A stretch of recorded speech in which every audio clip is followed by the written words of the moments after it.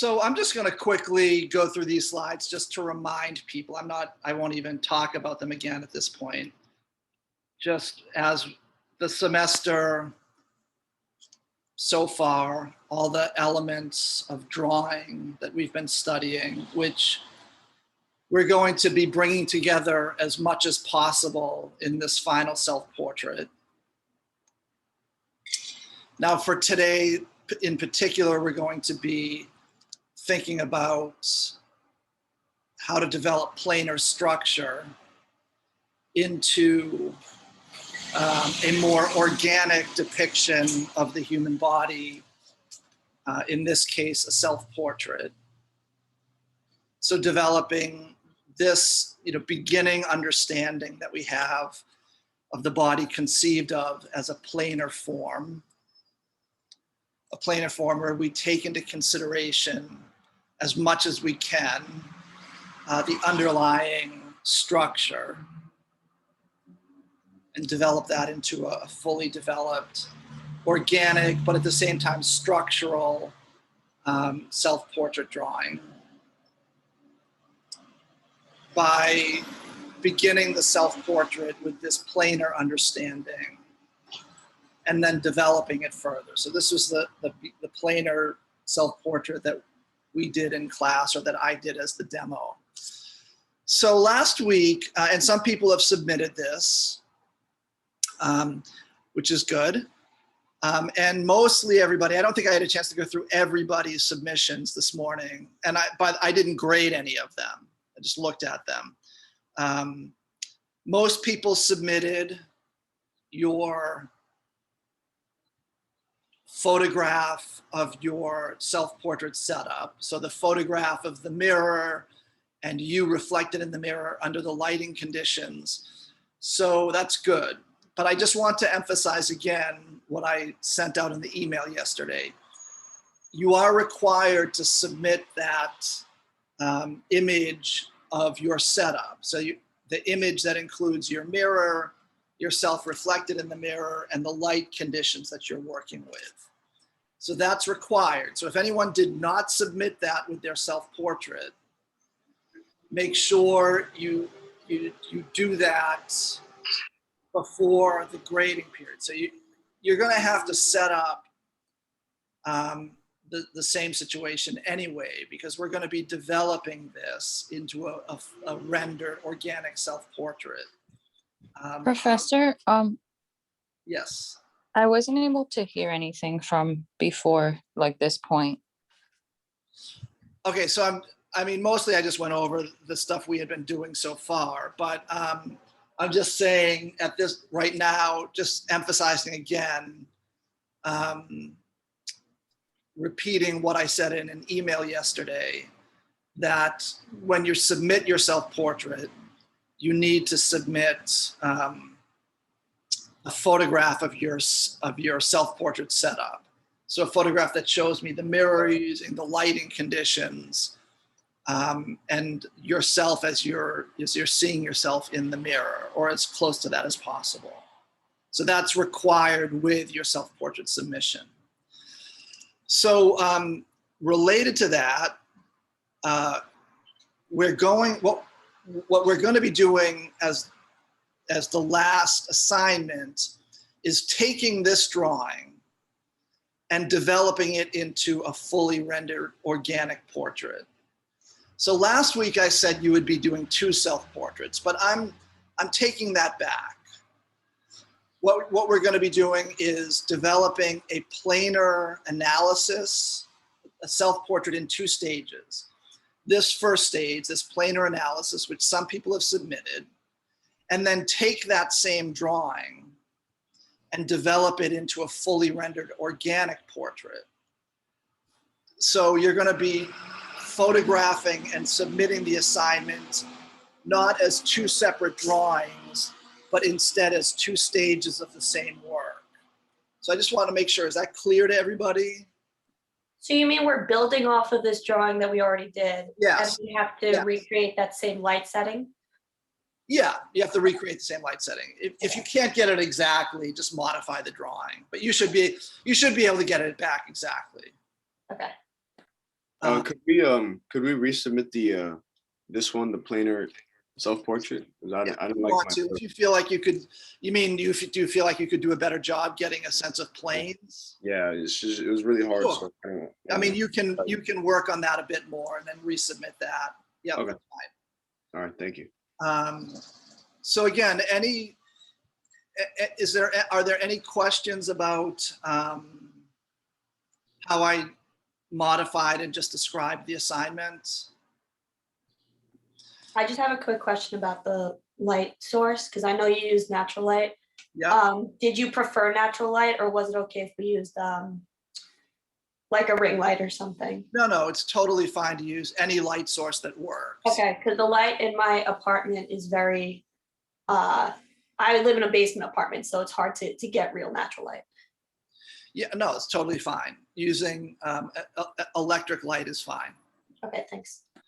I do want to say one more thing. So I'm going to have to emphasize again something that I thought I adequately emphasized on last Thursday, but apparently I did not. I must not have been clear enough. You are not allowed to do this portrait from a photograph. Now, I said that I can always tell. Several people made it very easy for me because what you submitted was a drawing of yourself holding up your iPhone in the mirror. And I don't need great powers of deduction to know that if your self-portrait includes you holding your iPhone in the mirror, that you are not working from life, you are working from the photograph you took of yourself reflected in the mirror. So I want to be very clear. I must not have been clear last week. You are not allowed to do this from a photograph. And if you submit a self-portrait from a photograph, I'm not going to accept it. It's just not fulfilling the requirement. And so I always hate to come off as some kind of like a disciplinarian, but I'm just saying the assignment is to work on a self-portrait from life. In other words, looking at yourself reflected in the mirror and not, and I can't state this strongly enough, and not base this on a photograph, because we're not trying to learn how to draw from photographs. That's just the way, that's just drawing as usual. That's drawing by habit. Like we all, from the time we were kids, when we draw from photographs. But there's a fundamental difference between drawing from photographs and drawing from life. There's a different way of understanding what you're looking at. And what we are studying in this class is trying to understand how to interpret the world of three-dimensional volumes and space and interpret that onto a flat surface. When we're looking at a photograph, we're not looking at the three-dimensional world and space. We're looking at a flat surface. A flat surface with an arrangement, a mechanically produced arrangement of values and colors that we think looks like reality. You can actually break that down. There are many things about a photograph that are not communicating reality to us. We're conditioned to think it's reality. But it's not. It's not the same thing as the world that's opening up in front of us. And it's a totally different process to draw from direct contact with the world that we're looking at. So you will not get credit if you submit a self-portrait that's clearly done from a photo. Professor, can I just ask a question? Because I submitted a picture of myself taking my setup with me in the picture, and my phone was in the picture. Yeah, But I did not. It's like it looks like it's like from the reflection you can see my phone. I'm holding up my phone, but I'm trying to get the angle that I was observing myself in. So like. Yeah, I think it would be impossible to submit a photo of your setup without your phone in it. But if your drawing has the phone in it. Oh, no. Okay. I was like, And that makes it easy for me to know that it's based on the photograph. okay, because I was like, my Yeah, phone, no. how do I take a picture of my setup in a mirror without my phone being in the picture? Okay. If the photo of your setup has the phone in it, that's what I expect. Okay. But Does the that make actual sense? drawing. Right. Yeah. Okay. Okay. Thank you for clarifying. I was also confused because in the photo I submitted, I'm sorry. clearly in the reflection. I'm sorry, Adrienne. I couldn't hear you too well. Sorry. Thank you for clarifying because the photo I submitted had my phone in the reflection. Yeah. Again, right. The phone in the reflection is completely to be expected. I mean, there's probably a way you could do it, but there's no reason to. It doesn't matter if the phone is in the reflection in your photo. So is that clear? The phone can be in the reflection in your photo of the setup. But then if you submit to me a drawing that includes the phone, it just makes it easy for me to tell. So that's clear? Any questions about that? Okay, so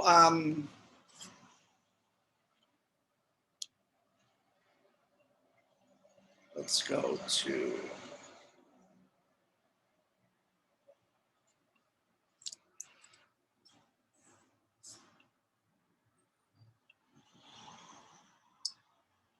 so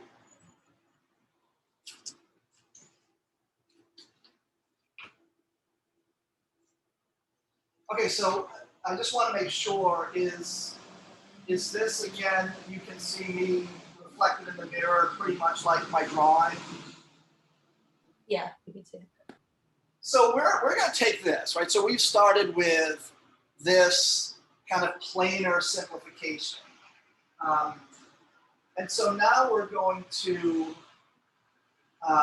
take that, just making sure the light is pretty much the same. It is. So now that I have, I think, a decent enough planar understanding, so I feel like I've broken down the form into a series of planes that help me understand the way the volume moves around in space. I'm going to now, the first thing I'm going to do is do a kind of blend to start bringing all this stuff into something closer to an organic, something that feels like an organic representation of the body. So I'm going to take my drawing knife with the white pad on it, and I'm just going to go over all of my light values, and I'm going to give them I'm going to unify them, and that's going to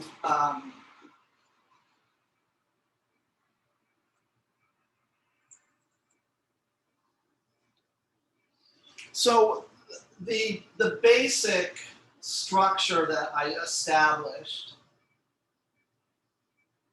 remains. We lose some of that clarity, but that's fine. We're gonna be transforming this this planar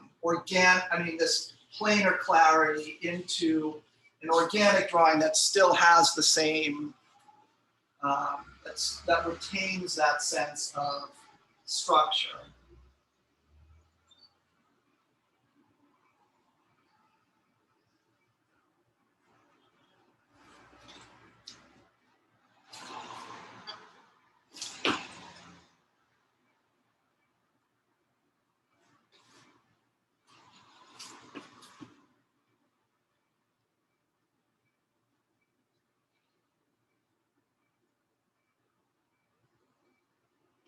So just giving this a unity, and it looks a little bit like I'm obliterating some things, but just I'm using this as a base to build on.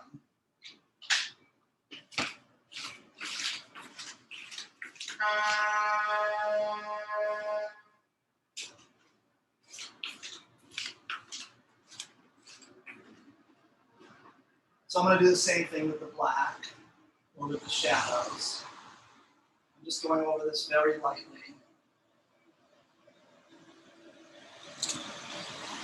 And I'm going to use this as a kind of paintbrush.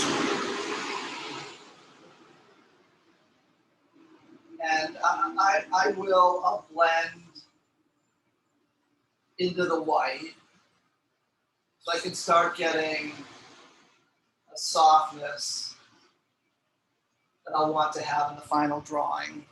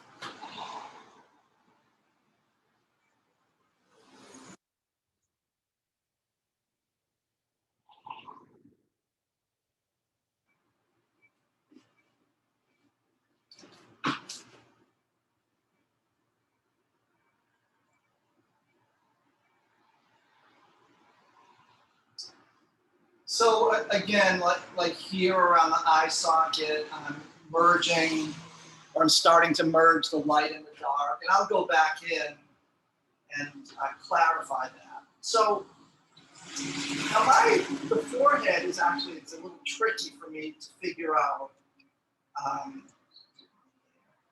So what's exactly happening there in terms of the light and the shadow? So the light and the shadow looks pretty much the same. I think my forehead is in a pretty dark halftone. So the front plane of my forehead is not quite in the complete shadow.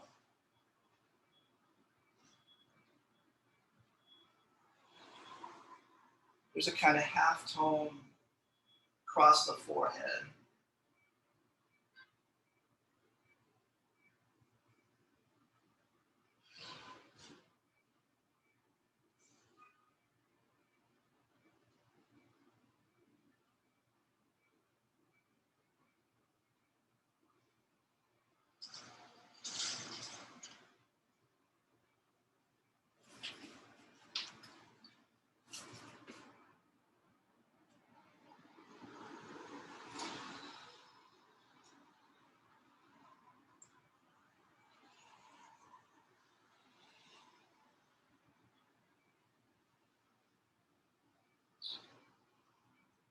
Same thing with the planes under my chin.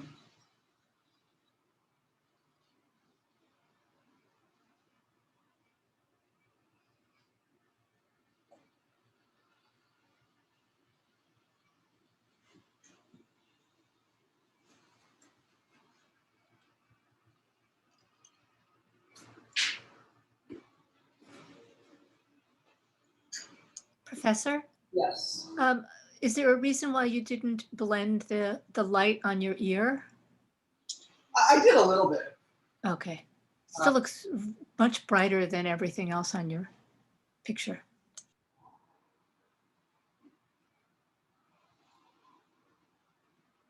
Yeah, I guess it does. I'll tone that down.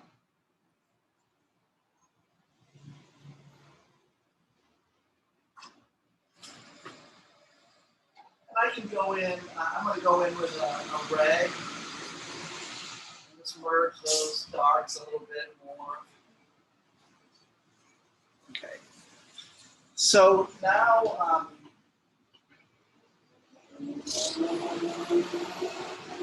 I think what I'm going to do here is I'm going to start mapping out the features. I want to talk a little bit about the features.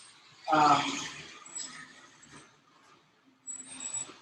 want to talk about the features with a little bit more, in a little bit more depth at this point. So give me 1 second.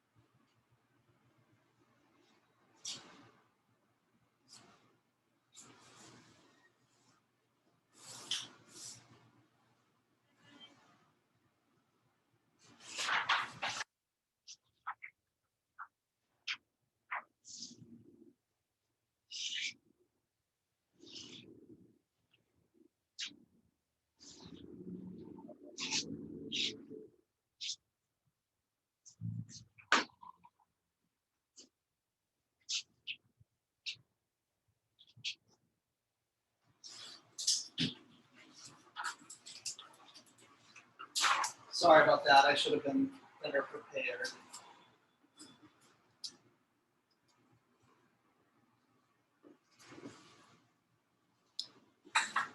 So let me just point out something about features. So I want people to think about the sketchbook drawings we've been doing, and think about how those we'll go back to the first sketchbook, how those drawings in there were drawings that were, in a sense, instructing you how to understand the structure of the features. So we're now doing a self-portrait, and we're going to be incorporating the features into the drawing, right? So if we look at our features in the self-portrait so far, we've blocked in really just the light and shadow masses that are being created by the structure of the head, within which we'll find the features. But we don't really have features spelled out so clearly. I started to indicate some more information on the mouth. But right now we have the drawing blocked in very broadly. So when part of what we're doing in this drawing class is we are trying to understand how to interpret three-dimensional reality and space so that we can make a convincing representation of it on a flat surface, right? I've used a phrase like that many times. So we want to, as we're drawing the features, we want to avoid stating the obvious and instead really study the features, really look at what's in front of us, and then using those sketchbook studies as a kind of guide, asking ourselves how we can interpret the information so that we can make a convincing representation of what we're looking at. So we want to avoid doing things like this. We want to avoid simplifying features into iconic representations, right? So an eye is an almond with a circle in it. That's really never what an eye looks like. But it's often what people will draw, something like this, for an eye.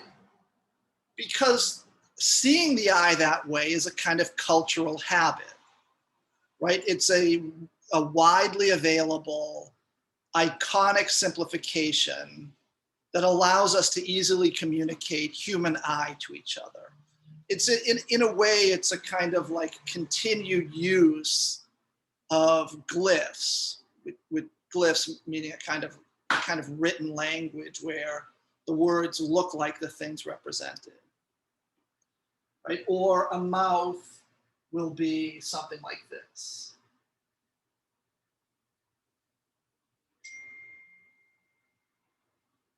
Right, like there's those there were those,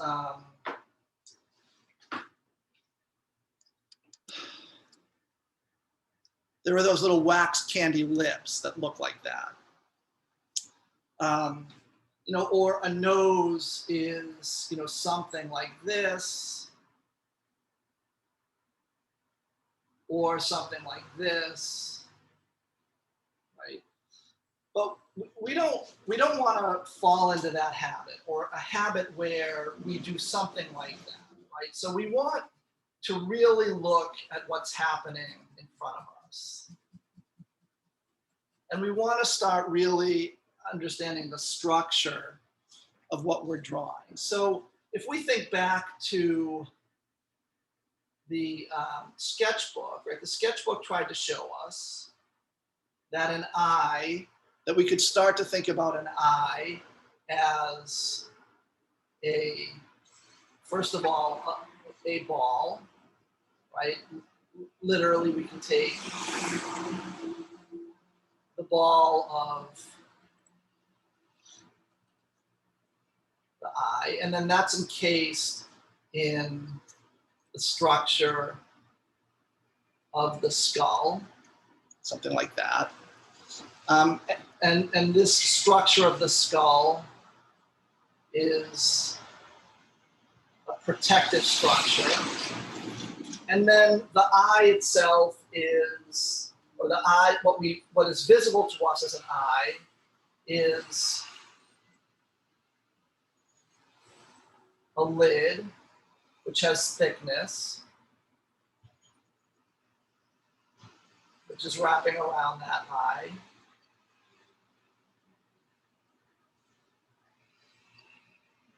And then a bottom lid, which again has thickness, wrapping around the eye.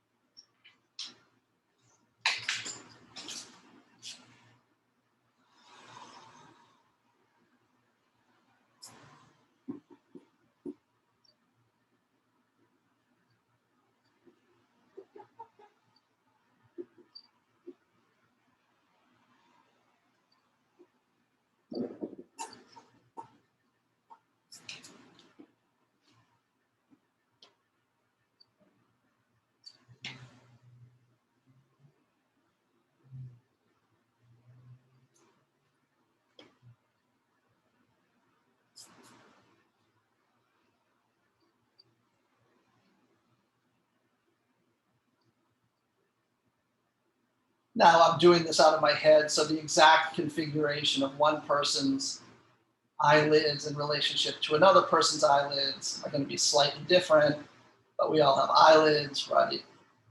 And then because of the structure of the skull, we get the overhanging structure,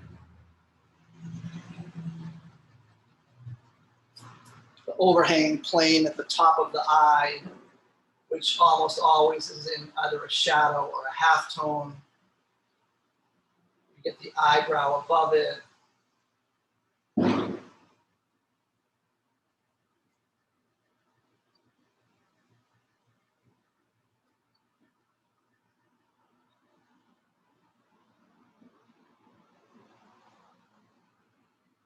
When we're doing the details, like for the eye or in the lips and like defining the, you know, the organic part of the picture, do you want us to use the charcoal or the graphite?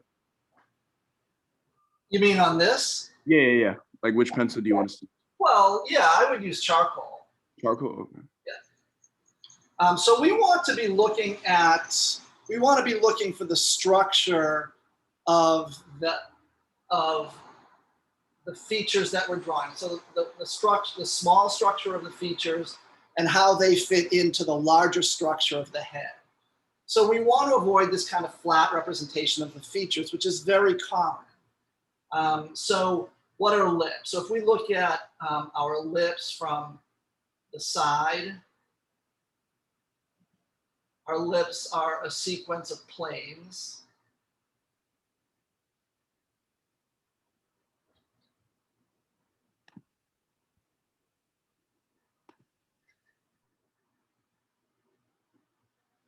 right? So we have one plane, second plane, a third plane, a fourth plane, and then that transitions into the planes of the chin. So we don't want a flat surface. In addition to that, as was indicated in the Bridgman drawing you did a copy of, the lips wrap around what's called the dental arch. So the front part of the skull, which contains the teeth, right? And people probably know from a bite impression that the teeth wrap around that horseshoe-like or cylindrical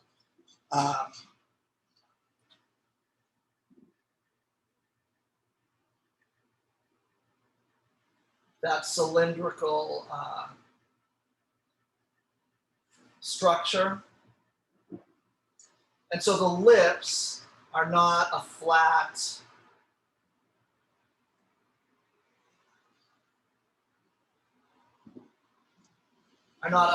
shape on a flat plane, but instead are a series of planes that wrap around the volume of the dental arch.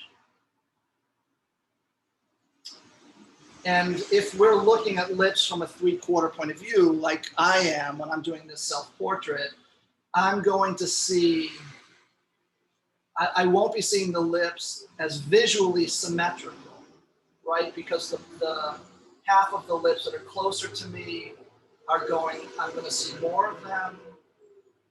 And half of the lips that are further away, I'm going to see as foreshortened. And I'm going to see planes, front plane, side plane. So I'm going to see a structure moving in space. So we want to be really studying the features as we're drawing them today, not just imposing a habitual, iconic simplification onto what we're looking at. Instead, we want to really be looking carefully and interpreting what we're looking at in terms of the features. I'm going to ask if you'll all indulge me for about 3 minutes. I need to take a quick break and check on something. So I'm going to mute myself and stop the video, and I will be back in 3 minutes. Okay, I need to take a quick break. So we'll start again at 9:45. I apologize.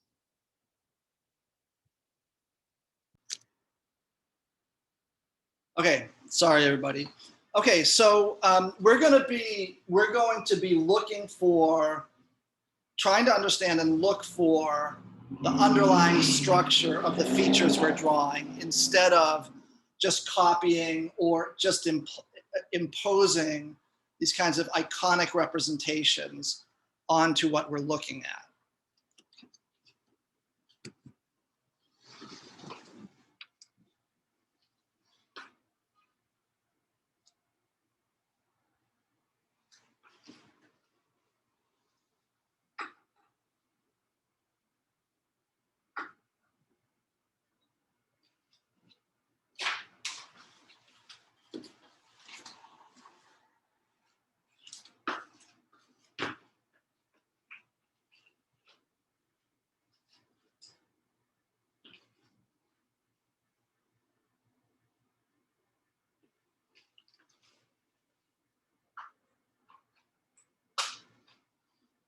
Okay, so we're good with the mirror image.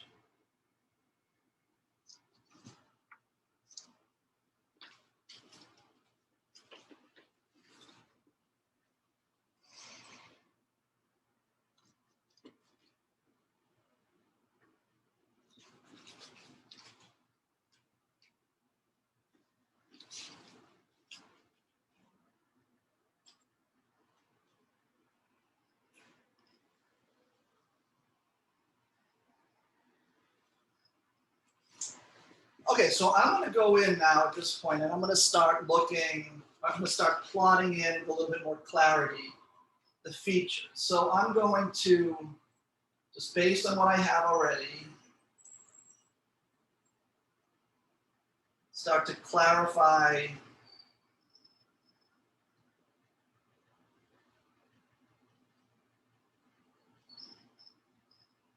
just bring in some clarifying information. So I'm building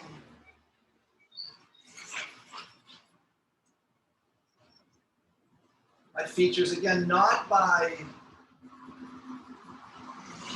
I'm not sort of tracing around the features, but I'm looking at how the features are a series of planes, right? So as I'm drawing my upper lip, for example, I'm conscious of that as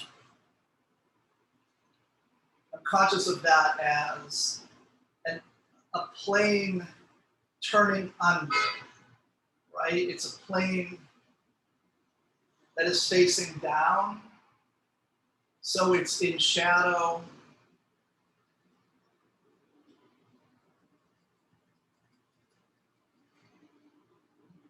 It's in shadow because the light is for the most part coming from above.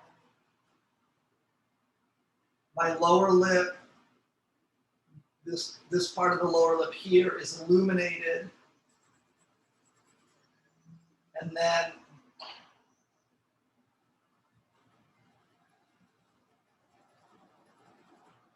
the plane under my lower lip is in shadow. And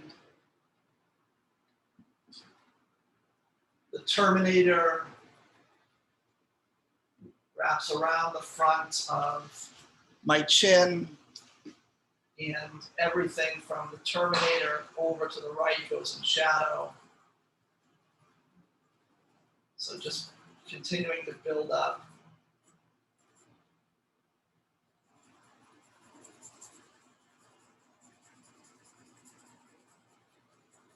the shadows and the darks.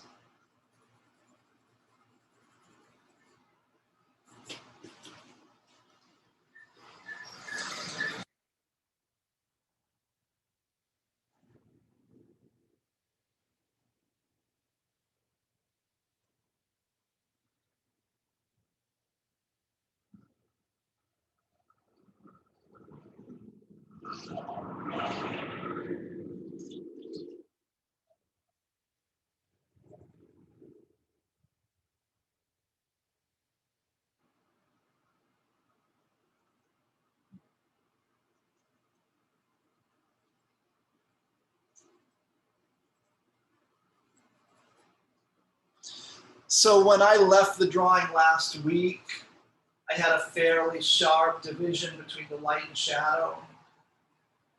I'm going to go up that division now and start turning that edge.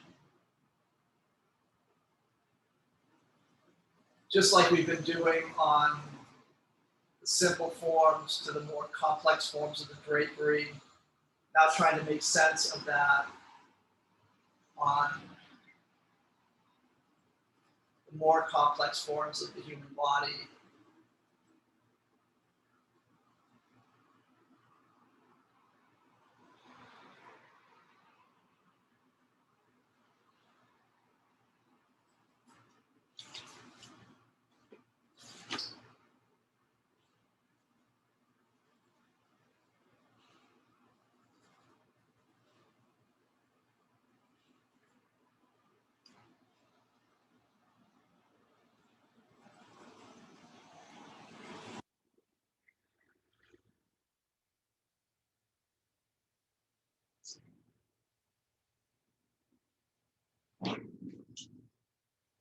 So stop me with any questions.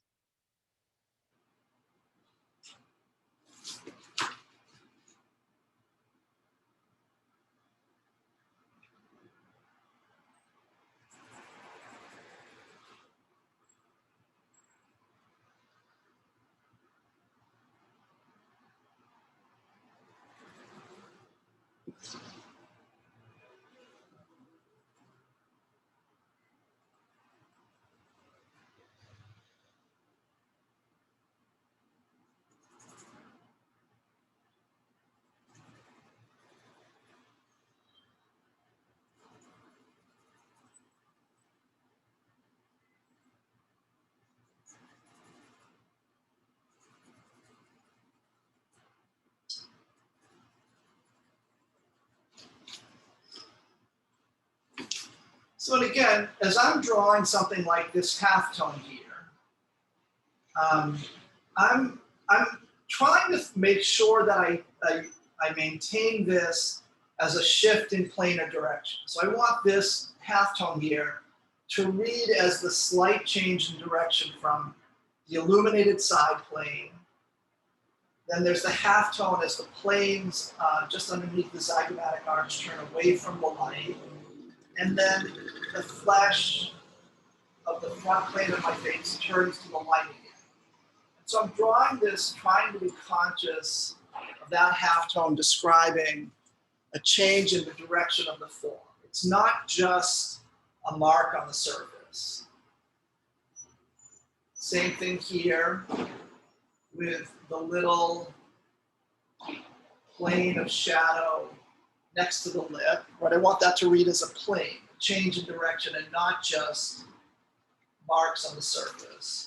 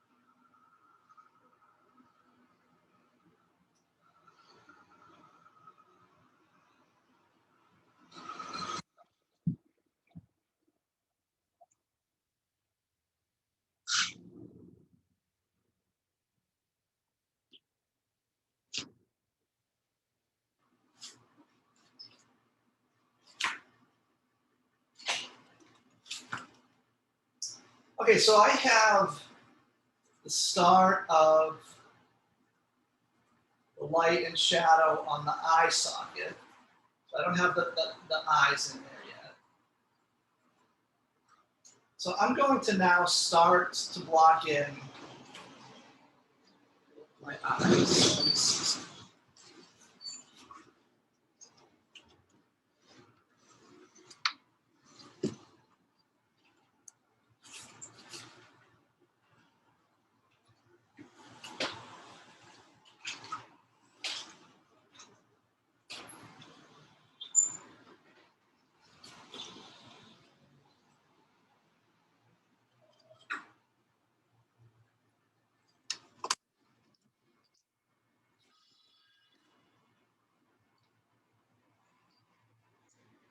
Okay, so if you look at my eyes under this light, notice that my entire eye, with the exception of the side plane of the lower lid, is in shadow. So as I'm drawing my eye, and you may, depending on the light situation you're all using, you may find a situation similar to that. And you may not. You may be using a light situation where your eye is illuminated. But make sure you observe that carefully. If your eye is in shadow, draw it as if it's in shadow. Don't think that because it's your eye and a feature that we give a lot of importance to, that you somehow have to emphasize it as not being in shadow. I see that commonly as a mistake. So I'm going to draw my features, fully aware that they're in shadow. So now, given the size and shape of the eye socket, and I think that the eye socket, now this may change, but I think I have the eye socket fairly well placed. I'm going to start blocking in roughly the details of the features. So one thing I want to look at is the way the lines of my eye move around in space. So I'm drawing the top contour of my upper eyelid. And that top contour is parallel to the front plane of my face. And so I want to make sure that the direction of that contour seems to be moving on the front plane of my face.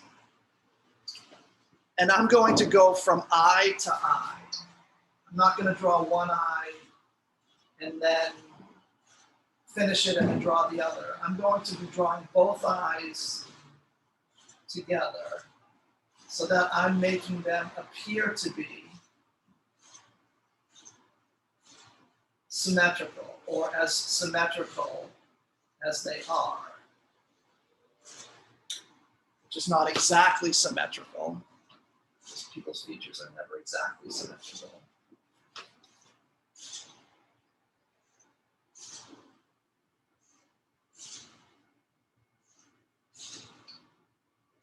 Now I'm carefully looking at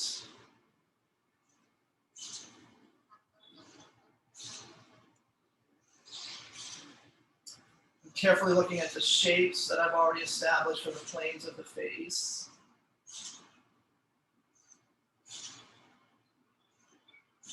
And how the proportion of the features will relate to those shapes.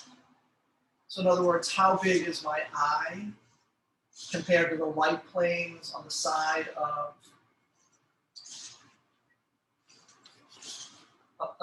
the nose?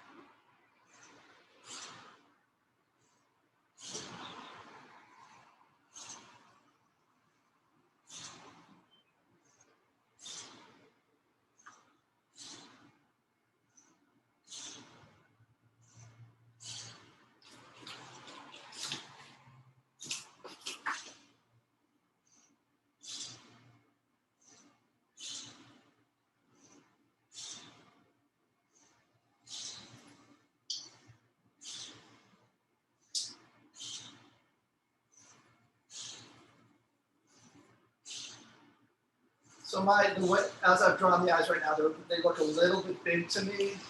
So I'm putting in some information, putting in this little halftone that indicates the relationship of the hair to my ears. I'm going to then place a little halftone here. That's at the side of the eye socket.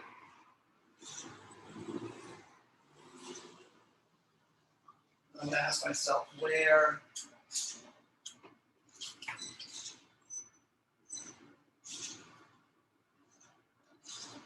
how big the eye should be compared to those points. Place, bring in the highlight.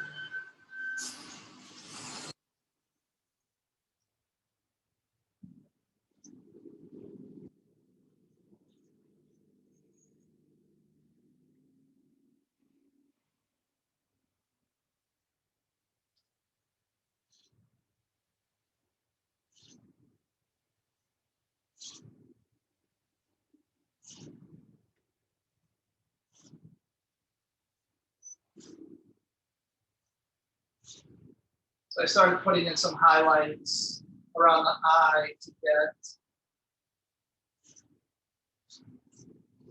placement of the eye, and it's just leading to some other highlights. Start bringing those in.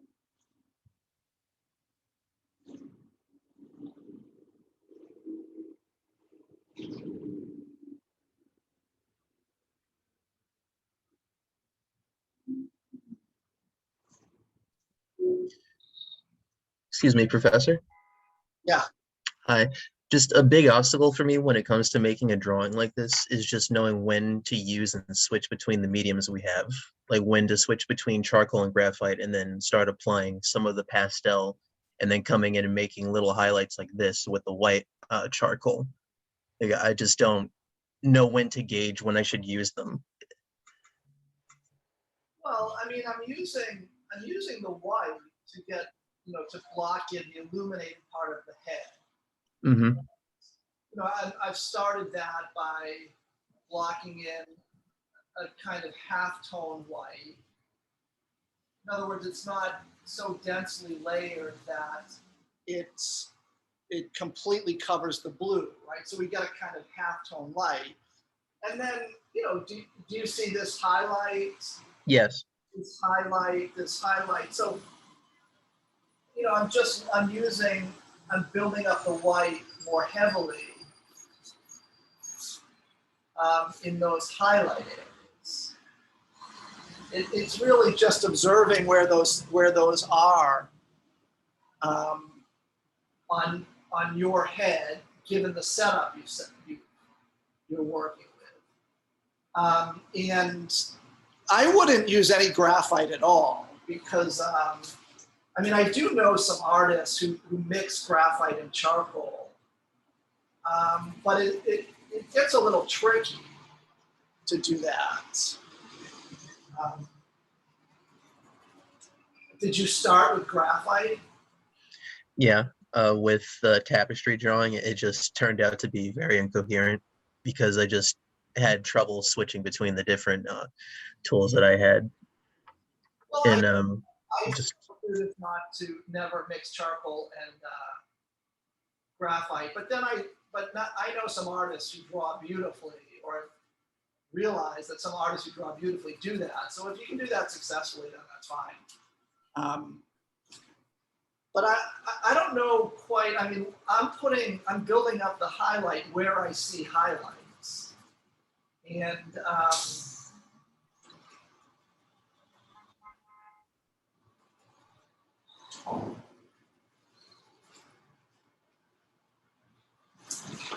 I wish I could give a more coherent answer or a better way of explaining that. I mean, it is. No, I understand it. It just comes through practice because right for now, for lack of a better word, I just completely screwed up the tapestry drawing Well, without.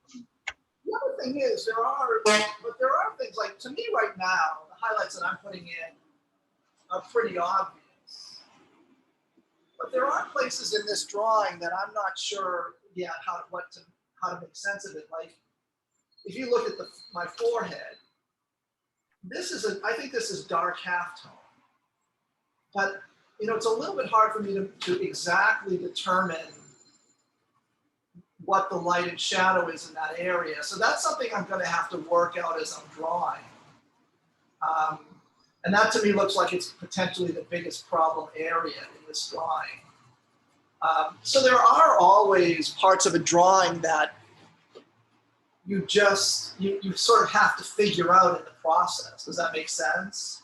Yeah, it does. The reflections, like you said, seem fairly obvious. It's just when it comes to like knowing how to apply it and like how hard to press with the pastel and how to mix it and make it flow is the big issue for me. No, that's just practice. That's really there's really nothing beyond practice with that. Yeah. Developing a feel for the material. Okay. You definitely know silver bullet I can give for that. Like when I'm building up the light, let's say in this center light area. So the light part of the head that's not highlighted, we call that center light. I'm letting the tool kind of glide across the surface. I'm sort of barely touching. But then when I'm building up the highlight, I'm pressing harder.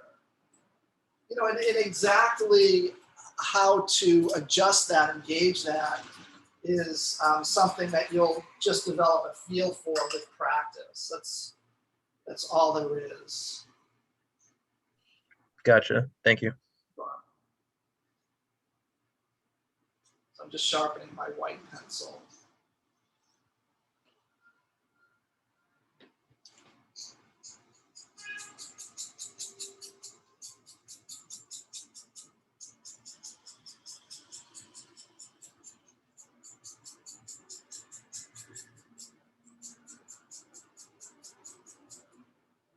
So I'm still doing.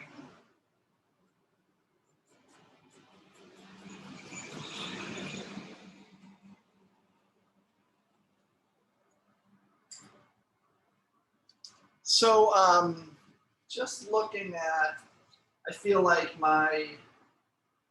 this halftone is a little bit overstated. So I'm going to go over that with some of the white, just to soften that out.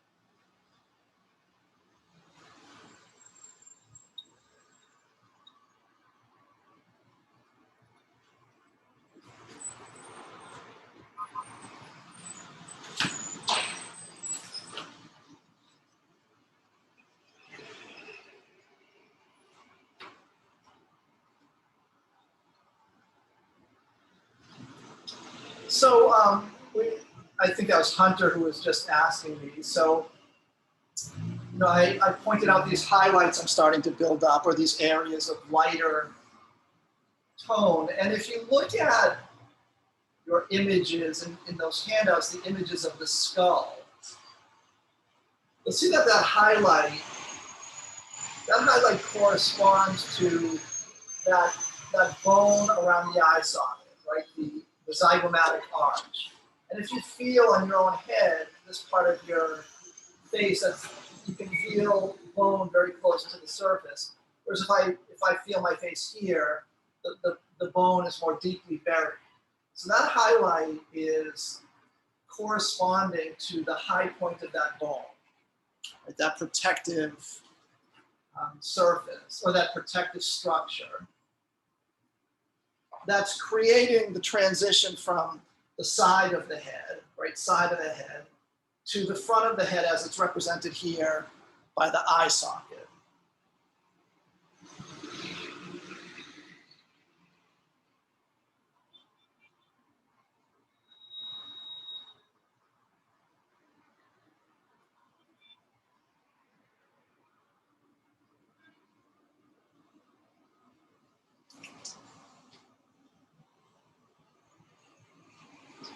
Okay, so now I have a few landmarks. I'm not happy with the size of my eye. I have a few landmarks, please. So I have the side plane of the head, and then that transitions in to the eye socket. And so you'll notice here, that's one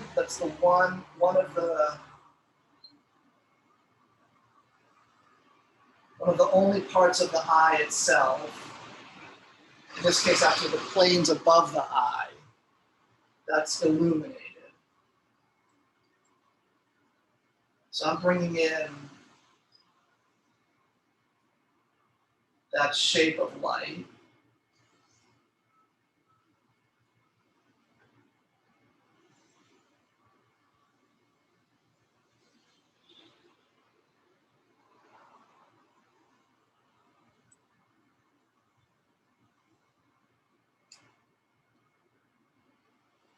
And then let's look at the light and shadow in my eye. So we have a shape of light that's, so we have the side plane of the eye socket illuminated, that's facing the light source. Then the anatomy of my eye, so my lid, the cornea, I have a kind of age-created fold of skin here that creates a plane of shadow. I didn't used to have that. And then the second part of the eye that's illuminated is the side plane of the lower lid. And so I'm going to note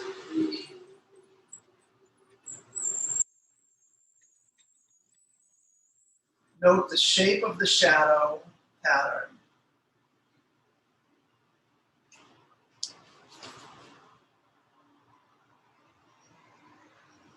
Shape of the shadow pattern created by my upper lid and the fold of skin,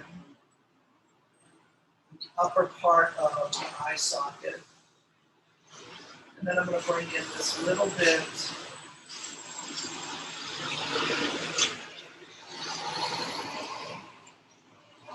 of illumination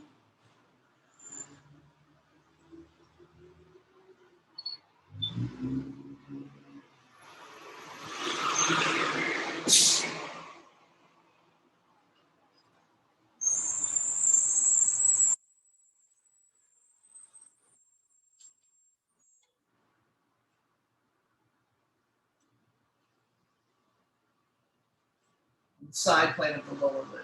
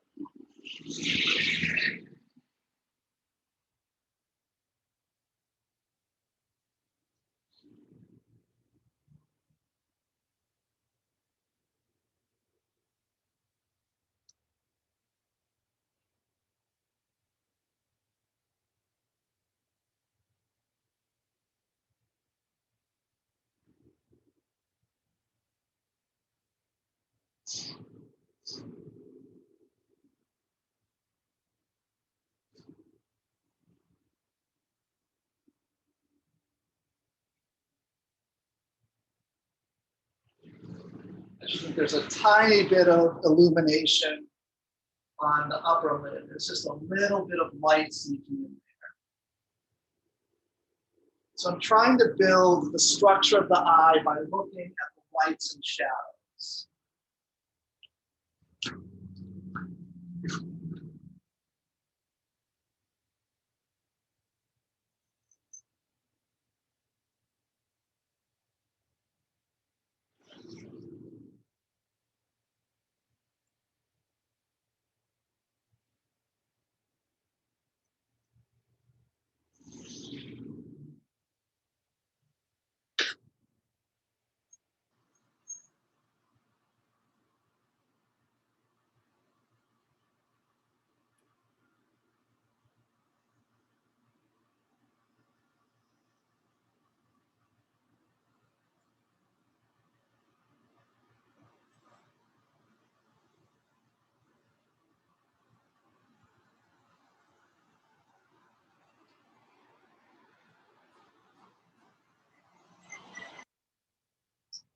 Any questions about what I'm doing here, about how I'm trying to build? Again, I'm sort of building the eye by looking at the lights and shadows on the plane, both the larger planes, starting with the larger planes at the head, and then moving down to the smaller planes, the eye socket, and eventually getting to the planes of the eye itself.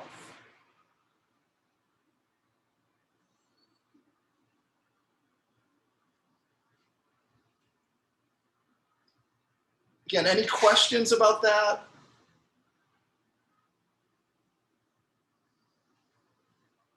So I wasn't happy. I felt like the eyes looked too big a couple minutes ago.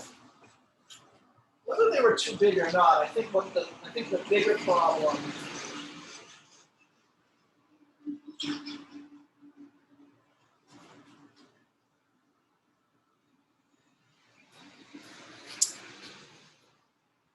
sorry, I need to let some people in.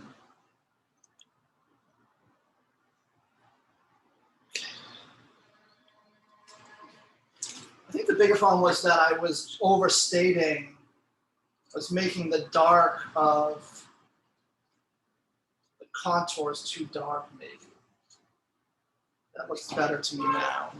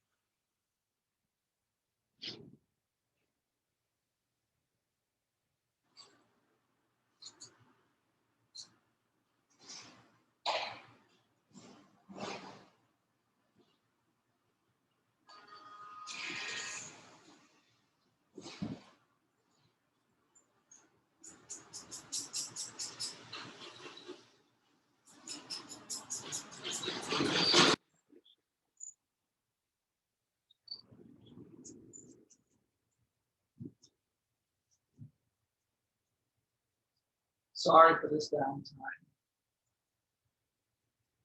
You can listen to the symphony of cars out on Johnson Avenue.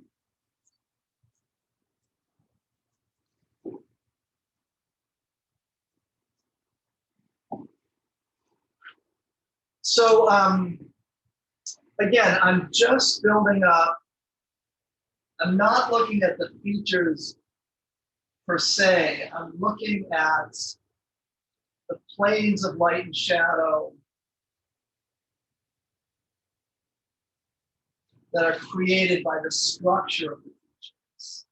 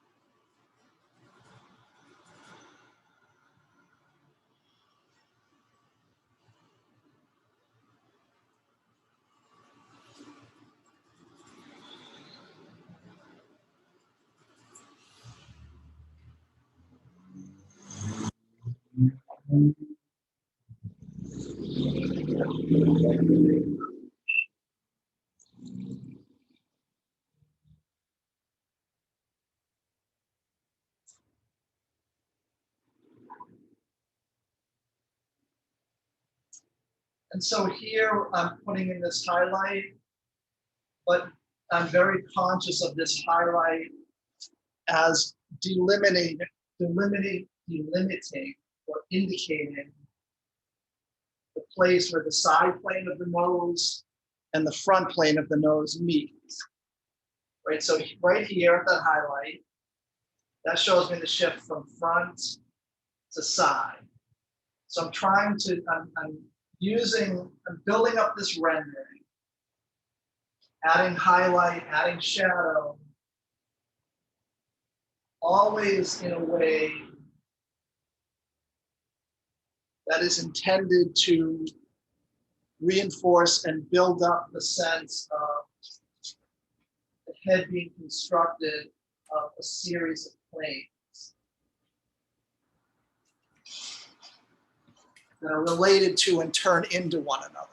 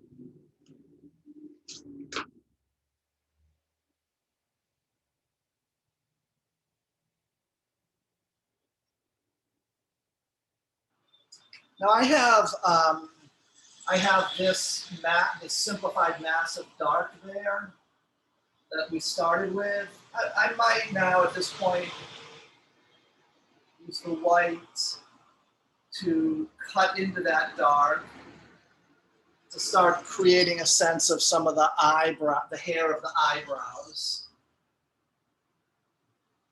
So I'm in effect drawing the skin underneath.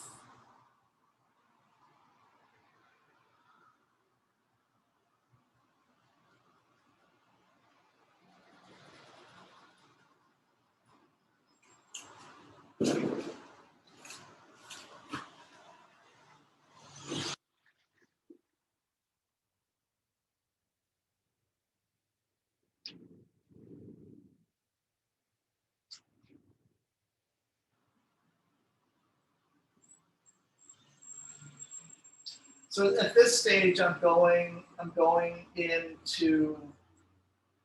using the white to pull out some of the lighter parts of the head.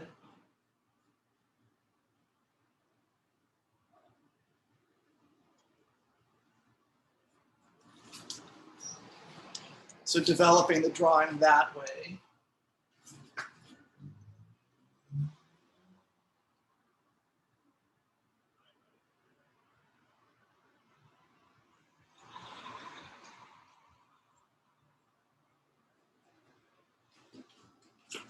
And whenever I'm making something lighter, I'm looking at it in relationship to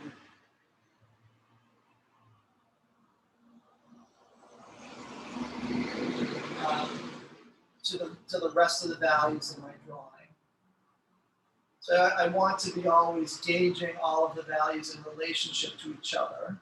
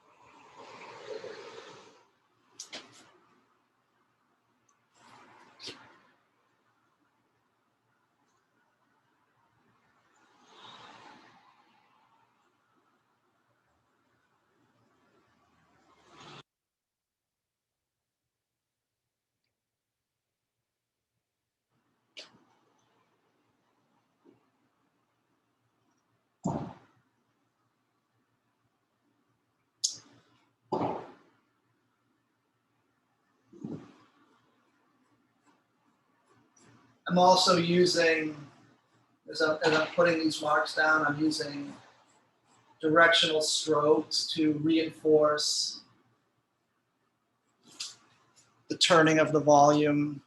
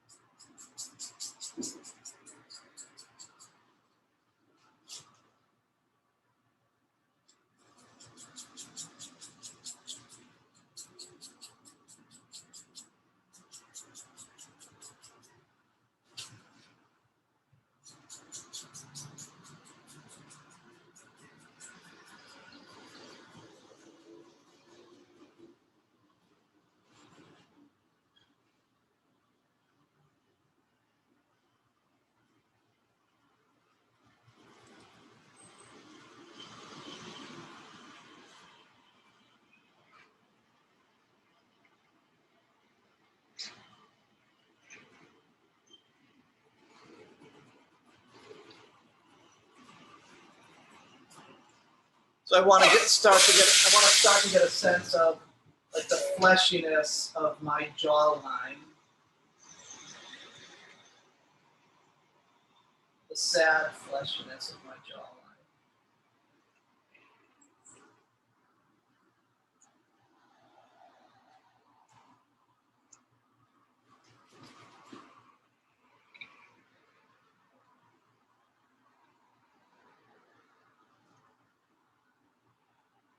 And as I'm putting in white down here, I'm conscious of the fact that the light is dimmer here than here.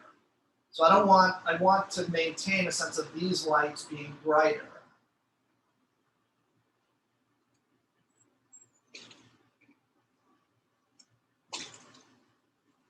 So I'm touching very gently, building up the lights down at the bottom of the head, but making sure that they stay darker than the lights above. So I'm using the white now to soften the edges of the dark.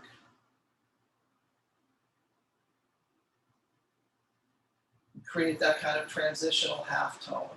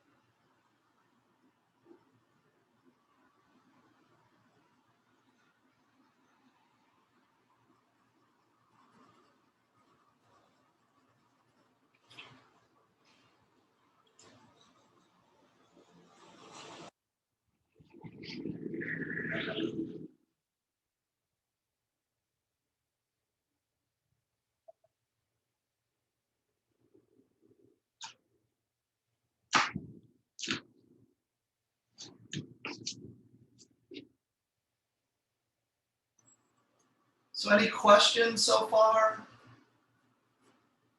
Any questions on what I'm doing here in this part of the drawing?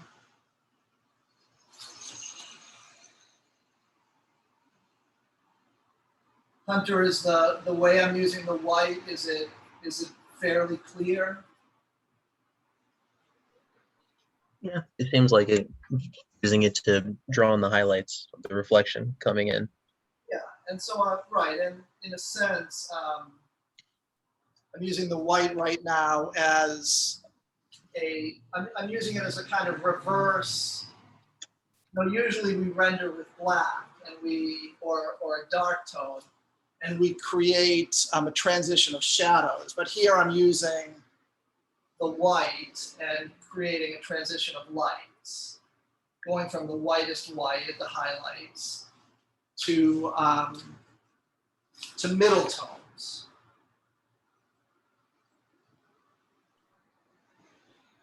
Do you think Yeah, you're that? also using it to, oh, I'm sorry, go ahead.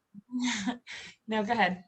Oh, all I was gonna say is you could also use it to soften the tones that you don't want so dark correctly. Yeah, you can do Yeah. that. Cool. You know, like I may continue, although I think that this halftone is okay now. But if I wanted to lighten that halftone a little bit, I could, you know, just drag the white over it, just soften that. Got it. So do you think that it's better to put our light source on, I don't know, because my light source was on the opposite side. No, that's fine. Okay, but I was like, just curious because like the shadows and like, so my shadows are at the forefront, whereas your highlights are at the forefront, I guess. No, that makes no difference. Okay.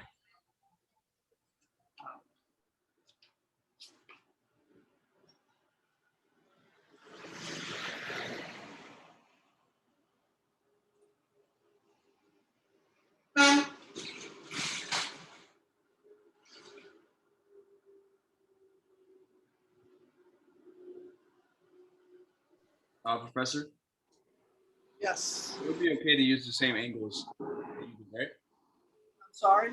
It would be okay to use the same angle that you did, because I know when I did mine, it was 3/4 like of my face, but it wasn't exposing the side of my ear. Yeah, you can use the same angle, sure. No, because you said not to copy your demonstration. That's Well, why. you don't want to copy my drawing, but you can hold your head in the same position. Right.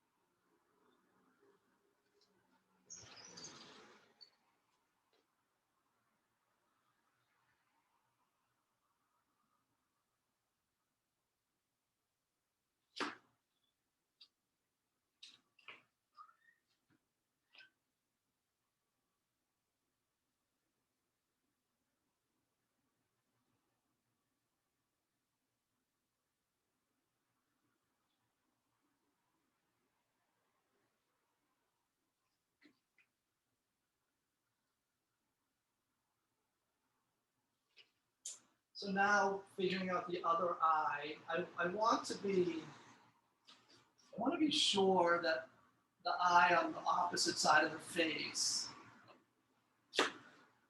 is convincingly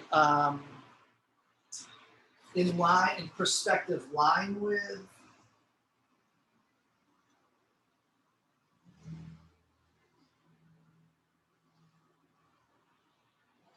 and appearing to be, you know, the symmetrical pair or the symmetrical partner of the eye in the light side of the head. So always when I'm drawing one eye compared to the other, I'm always comparing the two, making sure they're coming across as being symmetrical pairs.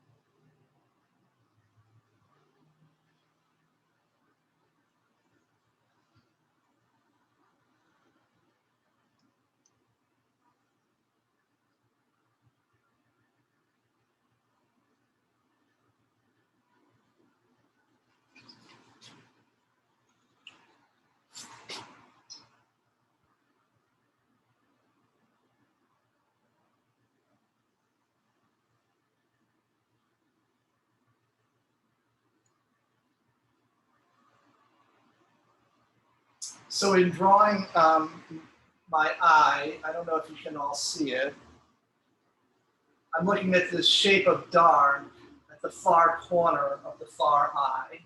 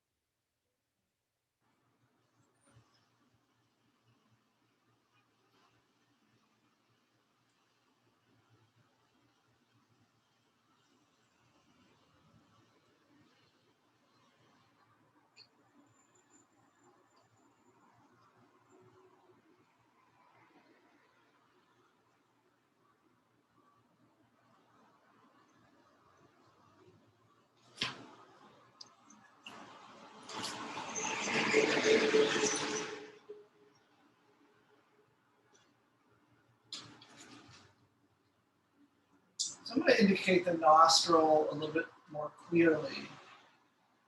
I want to make sure that the nostril, I'm going to draw it so that it remains on the bottom of the nose. I want to be very, very precise about the shape of the nostril.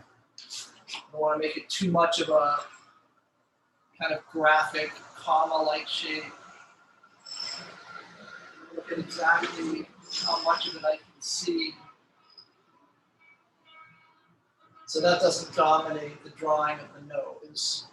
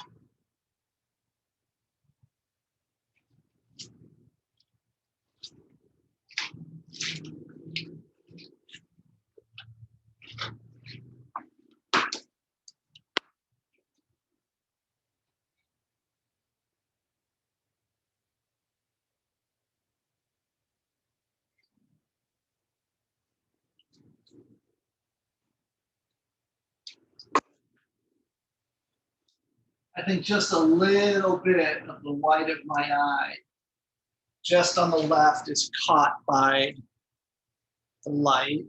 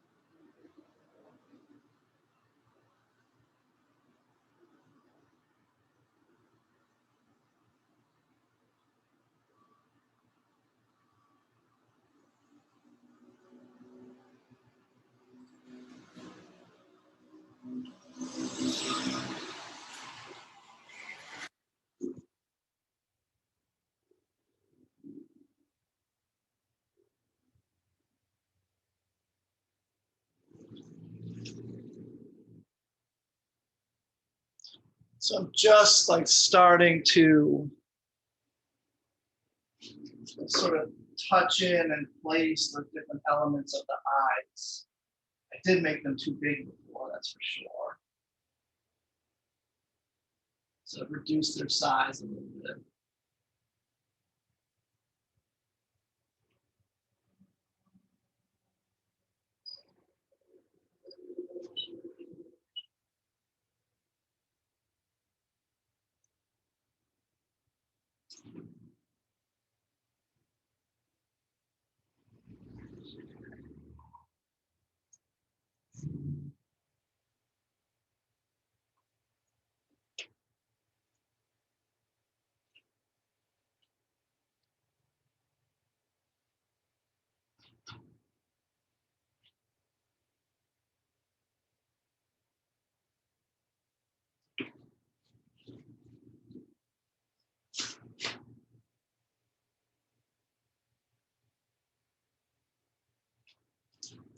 Okay, I need to take a little bit of a break from drawing. So let's take our break and we'll come back at 11:03, 11:13, okay?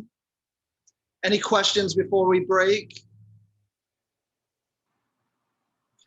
All good. Yep, fun. Okay.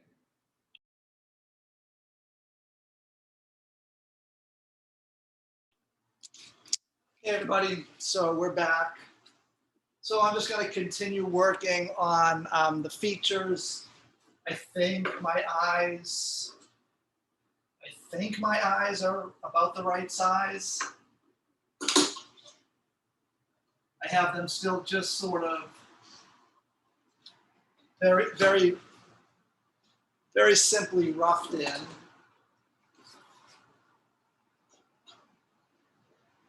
So I'll just give a little bit more clarity to certain elements on the eyes. Get the far eye to wrap around just a little bit more.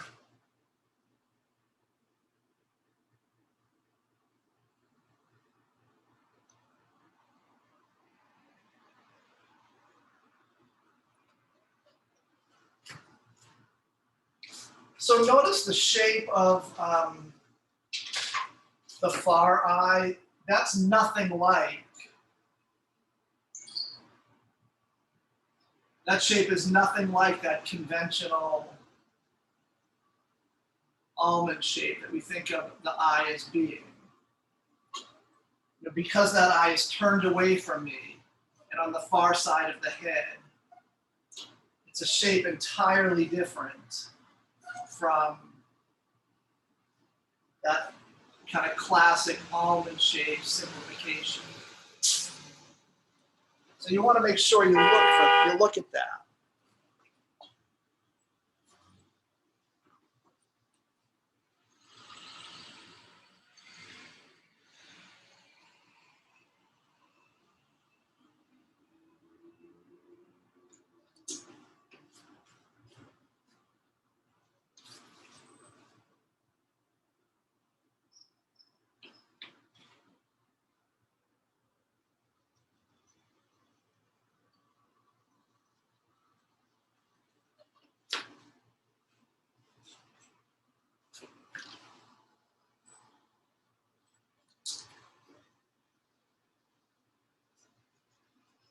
I don't know if anyone's ever used this trick, but looking at your drawing in a mirror can help you see things that are off about it. So I'm just checking the relationship of my eyes in a mirror to see if they look like they're working in relationship to one another, and I think they are.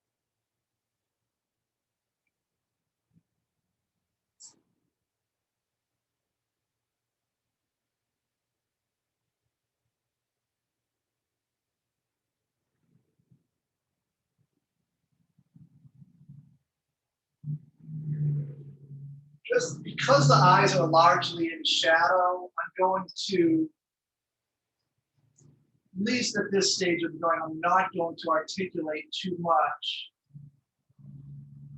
the details of the eyes. I don't want them to pop out of that shadow and interfere with the overall sense of the light and dark. So I'm just very lightly indicating some of the anatomy of the eye, but keeping it pretty subtle. So it stays within that shadow mass.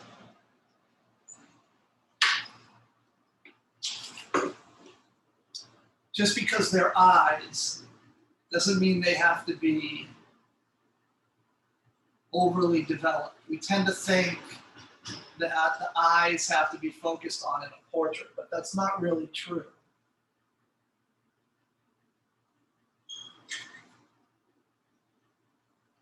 I mean, they can be, but just because under the lighting conditions I'm working with, the eyes are the details of the eyes are subtle. So I'm not going to overplay them. I'm going to concentrate more on the big structures.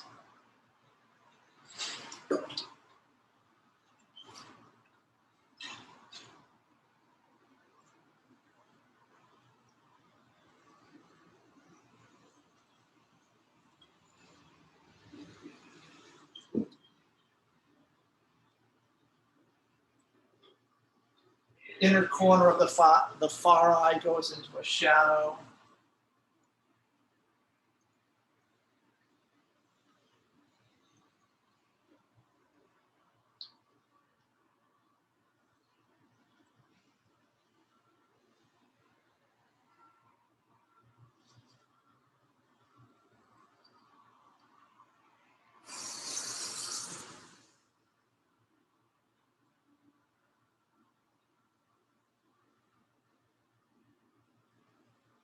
Or I should say the shadow of the inner corner of the eye deepens as it rests behind that nose.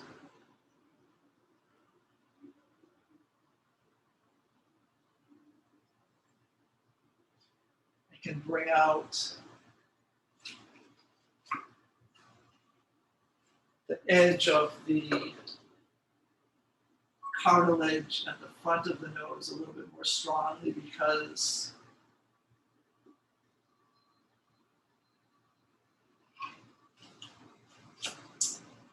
you see it with a little bit more clarity because the dark of this far smile line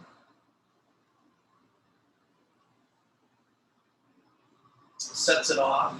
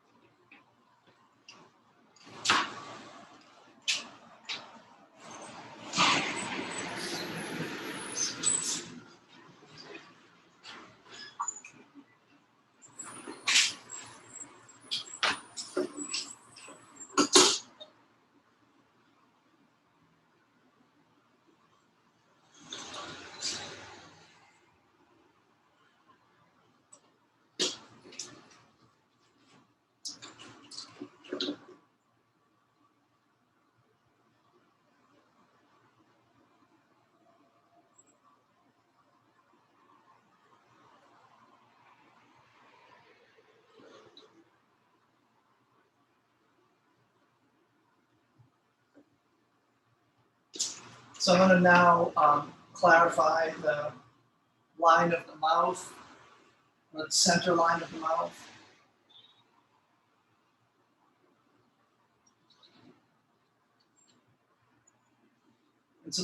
And that center line of the mouth is telling me where the bottom of that upper plane of the lips is.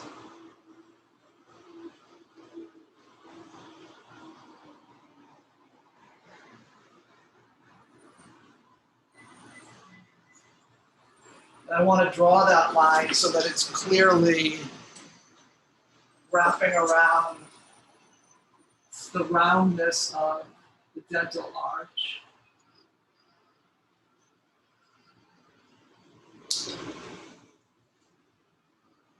And notice how the far side of that line is in part concealed by the fullness of the lips. The fullness of the lips overlap that line before we see that line emerge again.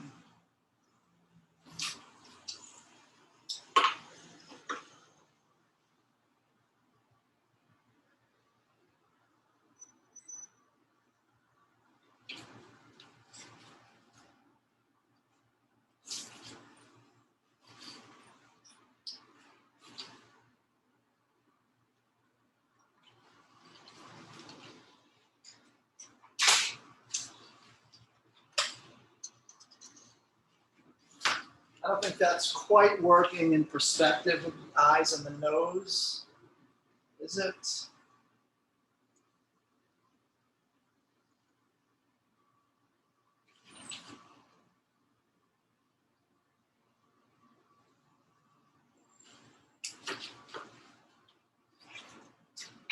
No, so I think what's happening is, if you notice the line that's implied by the line of the lower lip, I think that's rising too high. Do you see how that line is rising too high this way?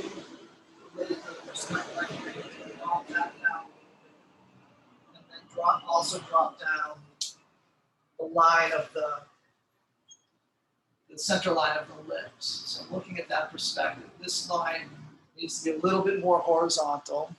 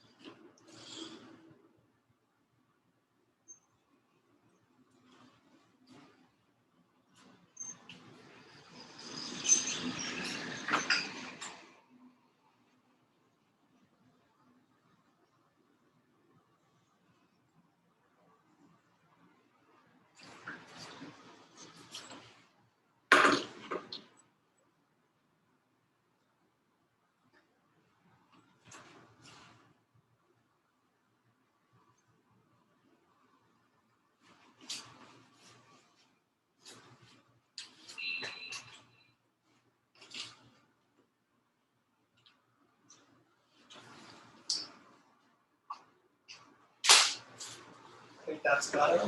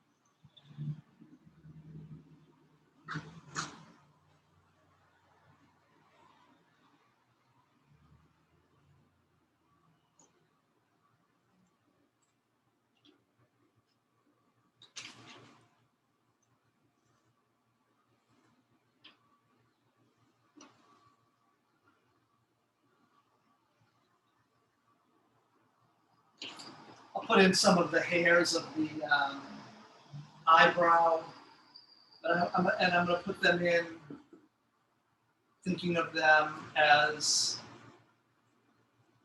wrapping around the volume of that eye socket.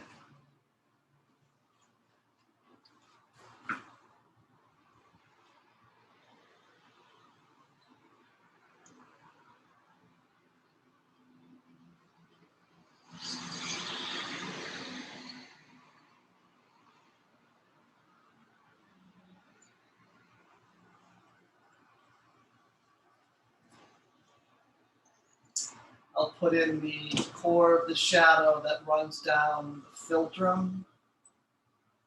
That little dip right underneath the nose.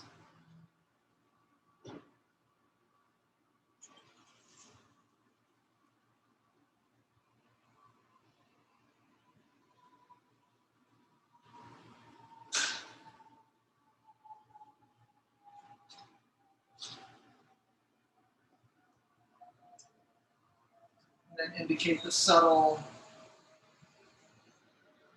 dark of the far side of the lips.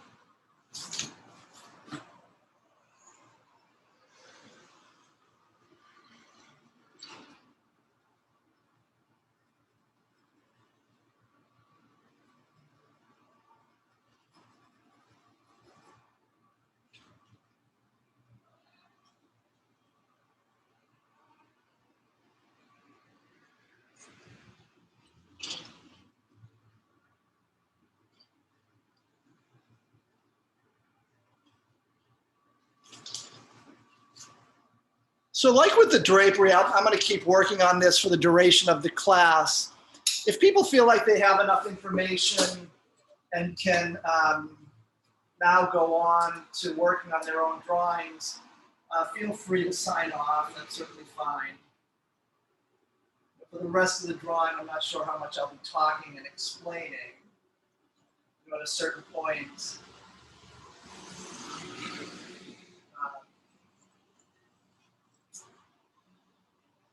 where it gets to be more and more about refining some of these main elements. And of course, what I'm doing from here forward is continuing to develop all of the elements of the head. So the large mass of the head, but also the smaller features.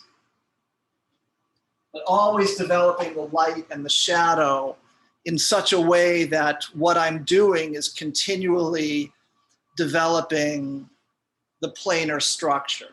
So I'm never adding light and shadow except as it is helping me further define and clarify the planar structure.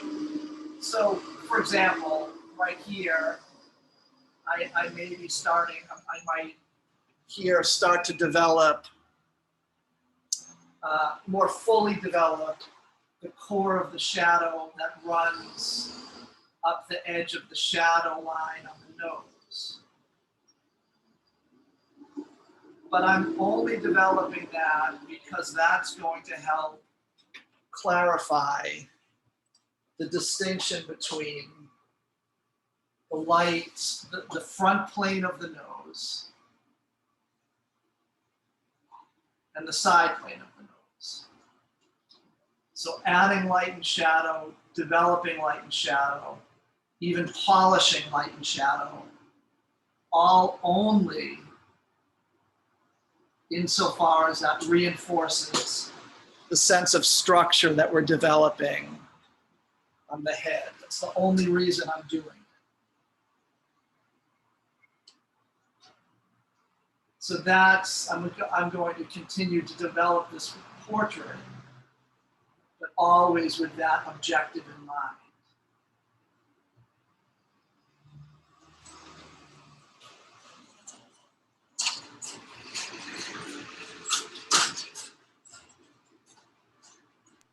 Professor, Yeah. I have a question. So to make it look like it's rolling around like the face, so it's not as like 2D, more 3D. You said, how do we do the highlight? We have to like follow the direction of the face. Well, I mean, again, following the direction of the form, that's a time-tested way of reinforcing that thing you're talking about, right? The three-dimensionality. So as I do the highlight, I'm putting down the highlight in such a way that my pencil is, I feel it rolling around the volume. Right. And so making the three-dimensionality is a combination of identifying the planes, getting an accurate sense of the relationship between the planes, and then, using the tool to roll around the form that you're trying to draw. Does that make sense? Yeah. Okay. Thank you. Sure. And this has to be done on a 12 by 18 piece of blue paper? Yeah, 12 by 18 or thereabouts. Okay. I mean, if you really want to do it on an 18 by 24, you can. I think that's a little bit big given the time we have. I would recommend doing it on a 12 by 18 or about that size. Okay. Could we go smaller? Because I had when I cut my first piece of blue paper, I had extra paper, but I didn't know if it was way too small to use. How big is your paper? Well, I have another one. For the trial I did. No, let me measure it real quick. I mean, I don't mind. I just do wonder a little bit if this medium is going to be useful or it may be a little bit clumsy for a paper that, depending on how small it gets. Right. If you can make it work, that's fine.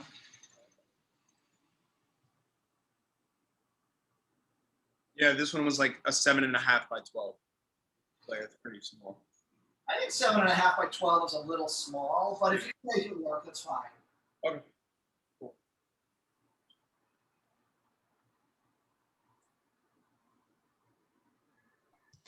If we want to, or if we're going to redo our planar portrait, do you want us to email you? Because I don't think we can remove what we submitted already.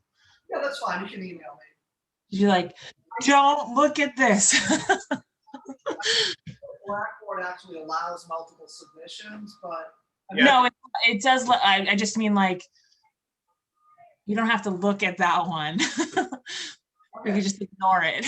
I'll know which one is The right one. Okay.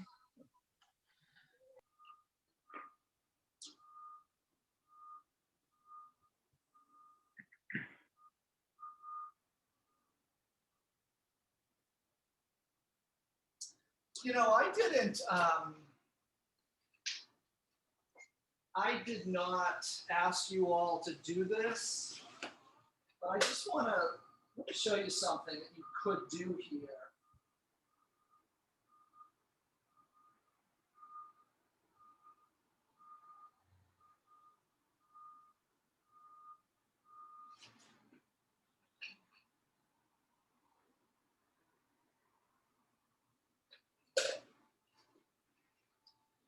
So there's a fairly common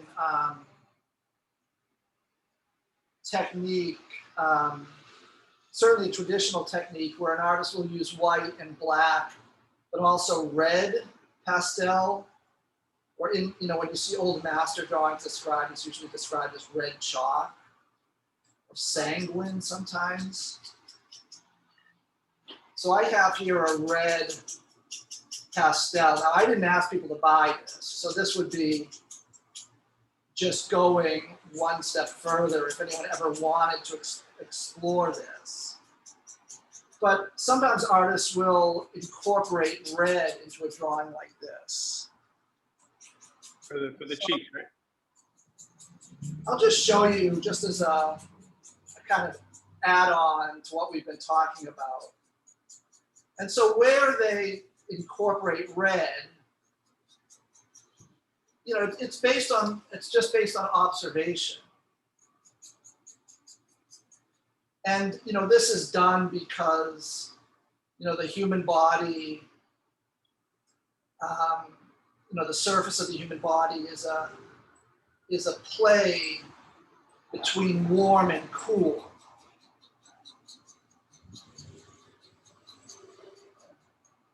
So as everybody knows, and this is true no matter what particular hue or lightness or darkness our skin is, there are parts of the body that are warmer, like the ears often.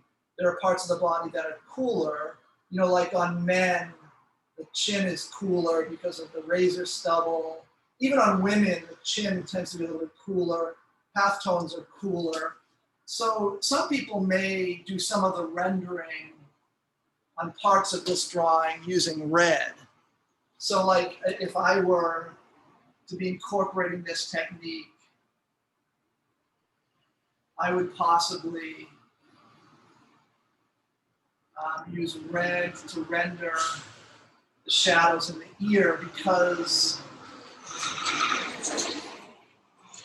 the ear is often relatively redder than the rest of the body.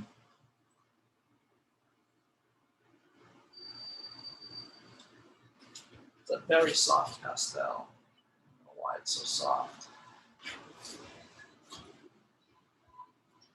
So I might incorporate red here.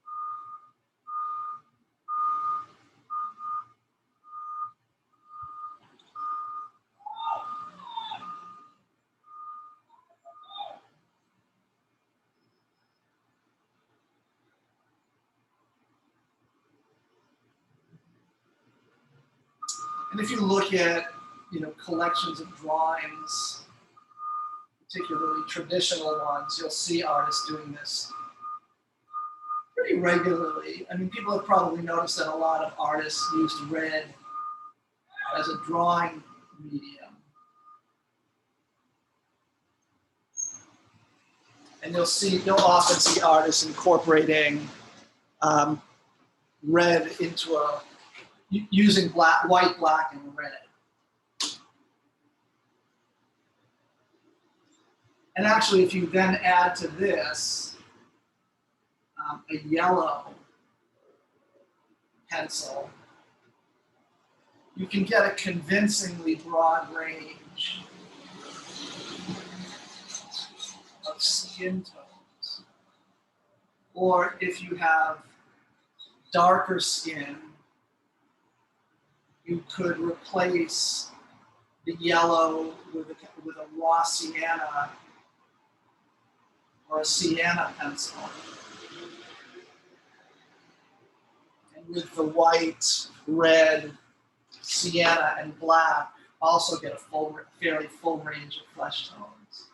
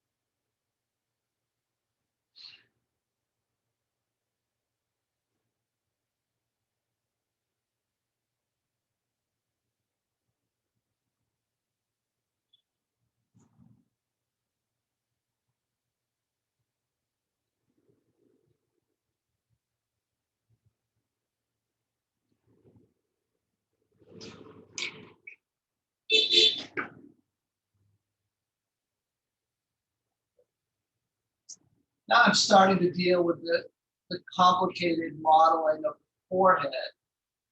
It's complicated because I can't quite clearly discern what I'm looking up there on the forehead. You know, like the shift from light to shadow on my nose is clear. Certainly on the upper lip, it's clear. It's clear enough on my chin. What exactly is halftone and what exactly is shadow across the broad expanse of the forehead?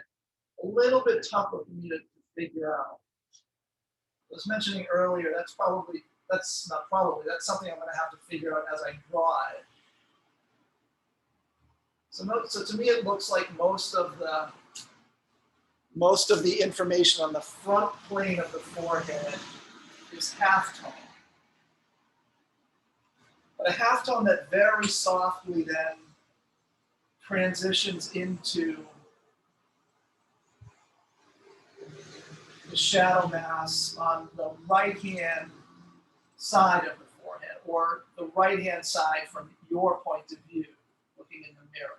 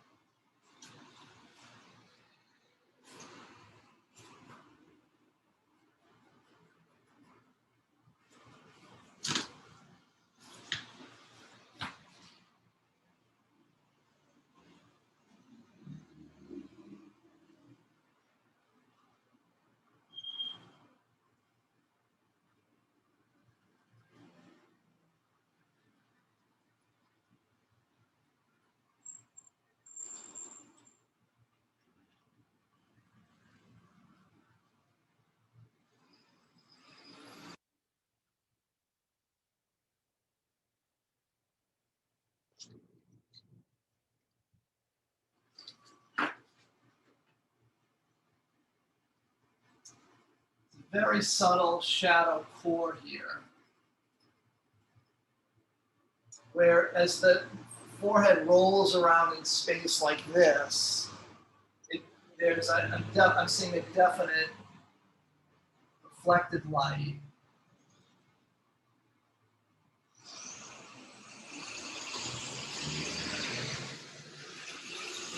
Subtle, but definitely there. So I want to get that in, so that the head starts to roll around. So the forehead rolls backwards in space.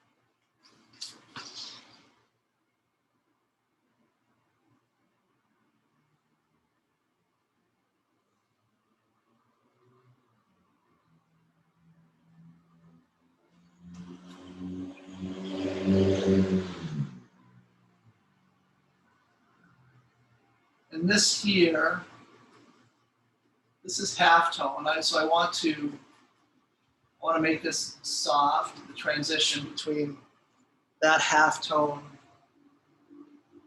and the lights to the right of it. Excuse me, to the left of it.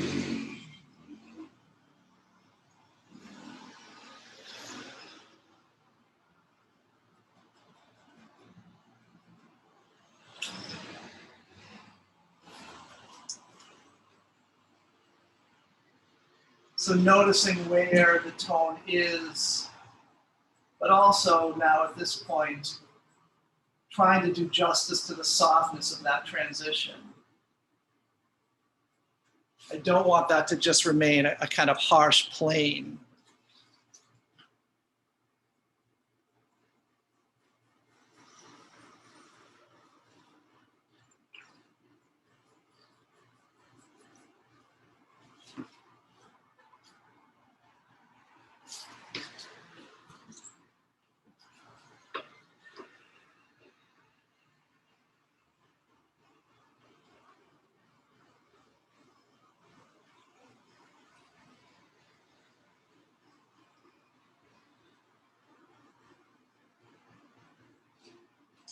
So I'm going to start rolling these halftones around, like I said. So they describe the form, but do it with some, with consciousness of the organic nature of that volume.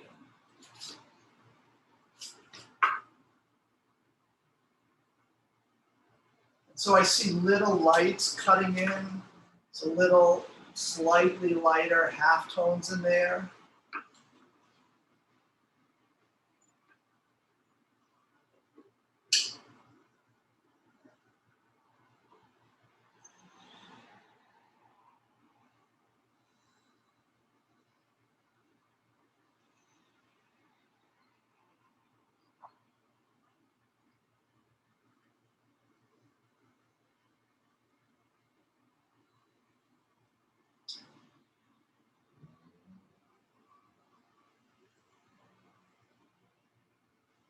So I'll cut those in.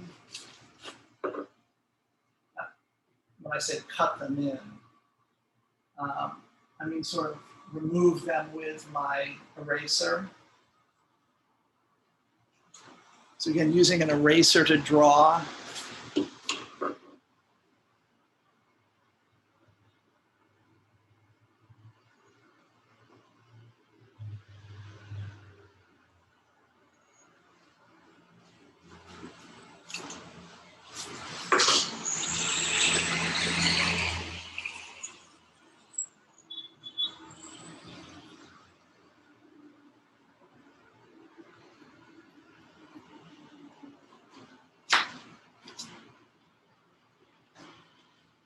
Looks a little frowny to me.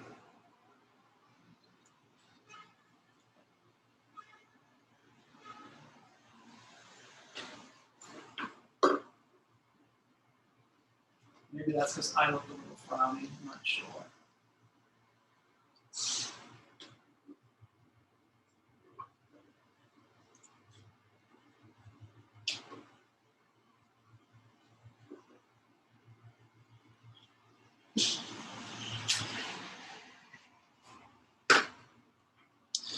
So you want to start, I think I'm starting to do a decent job of using the light and shadow to get the head to roll from side plane, rolling around to a transitional plane to a front plane, and then again start rolling back in space here.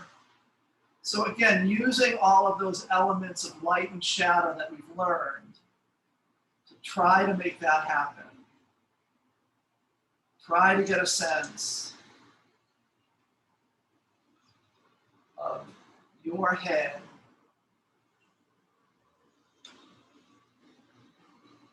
moving around in space convincingly.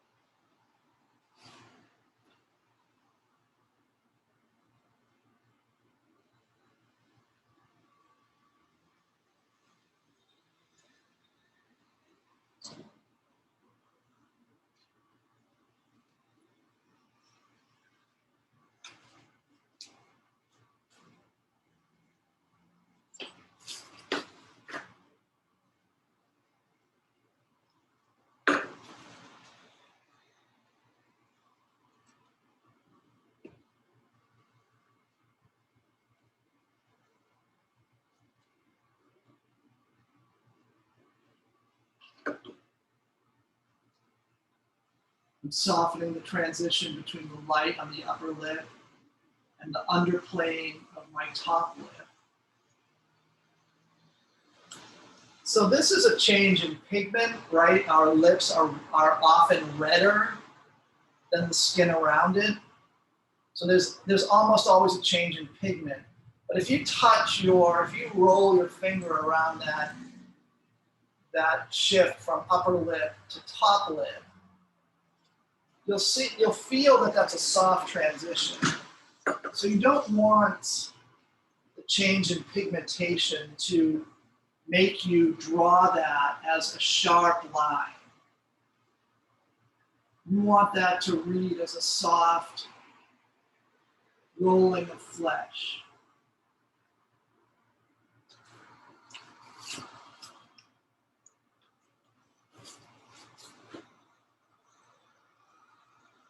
It's just a little, there's a tiny bit of light reaching the side plane of my lips near the center. So I'm gonna try to cut that in.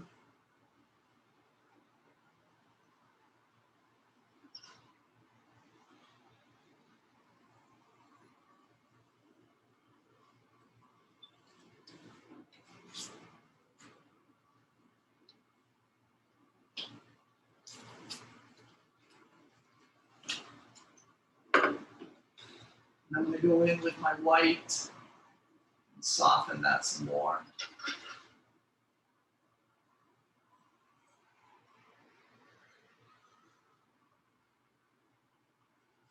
So it's there, but it just feels like a soft transition.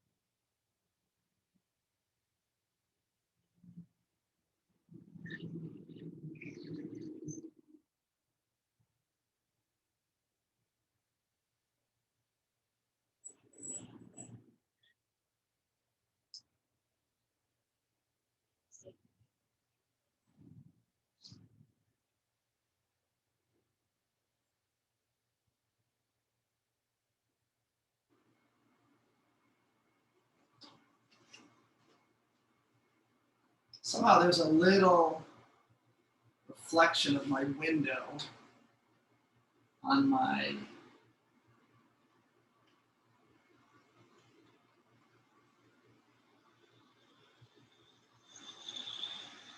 iris. So I'll put that in.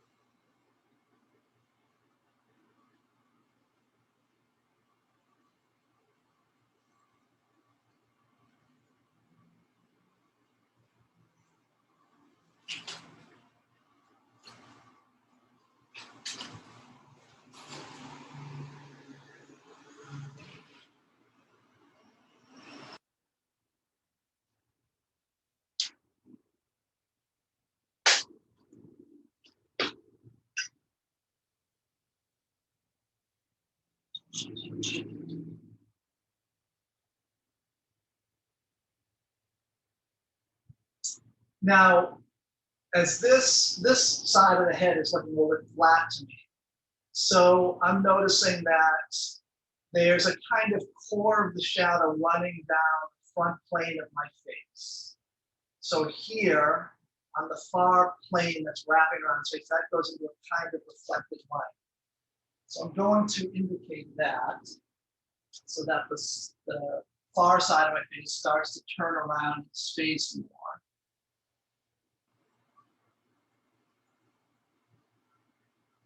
Another way I'm going to make that happen is I'm going to eliminate the contour, or pretty much eliminate the contour.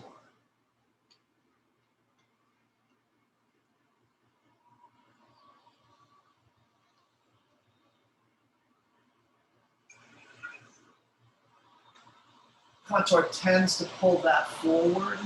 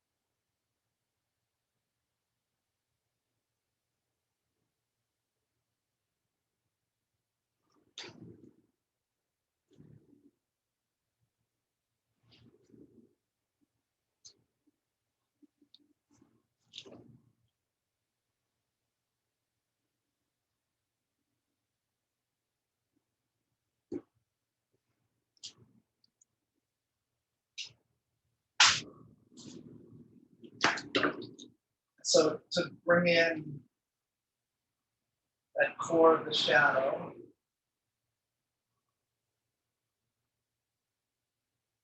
I'm just going to start noticing where exactly it falls.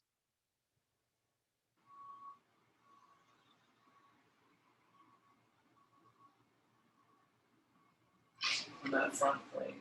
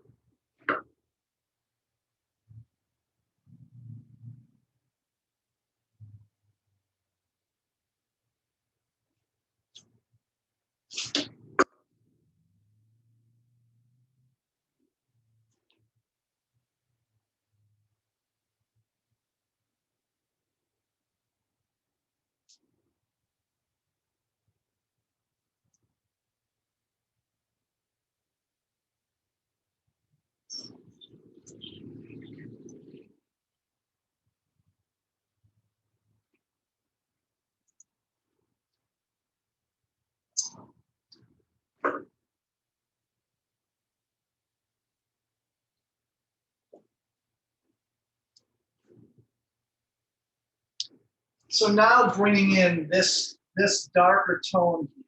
I don't have the exact placement of it yet. Sort of working to that. But that starts where there's a reflected light in here. That starts to be a plane that continues turning around in space.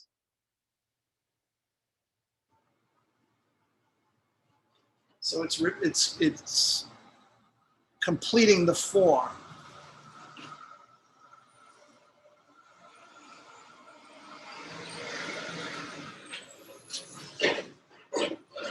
And I think it's starting to work. Letting that reflection, again, there's this core of the shadow here, and then there's a slight reflection to its right. But this reflected light hitting the planes of the face to the right. Allowing that form to roll around in space.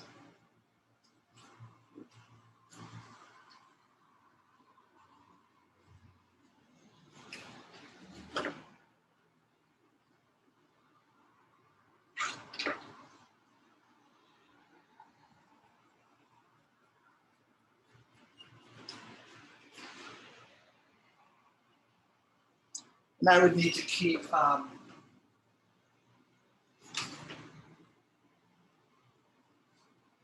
would work this a little bit more to get the exact placement of core of shadow and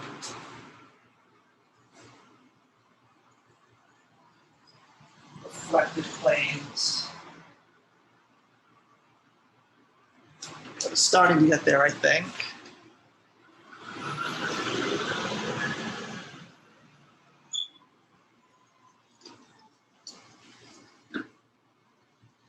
And I would also continue working on the hair.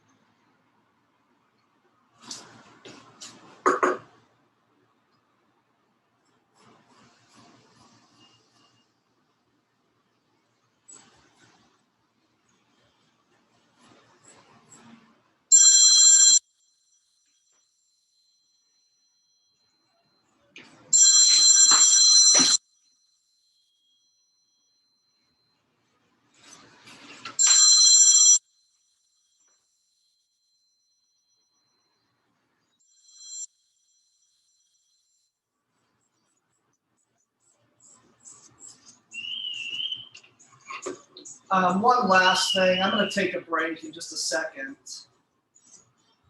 But I'm seeing up at this upper left-hand corner of my hair, I'm seeing a bit of a lighter tone there. And that to me, I'm using that to sort of complete this line of light that really helps carve out three-dimensionality of the head.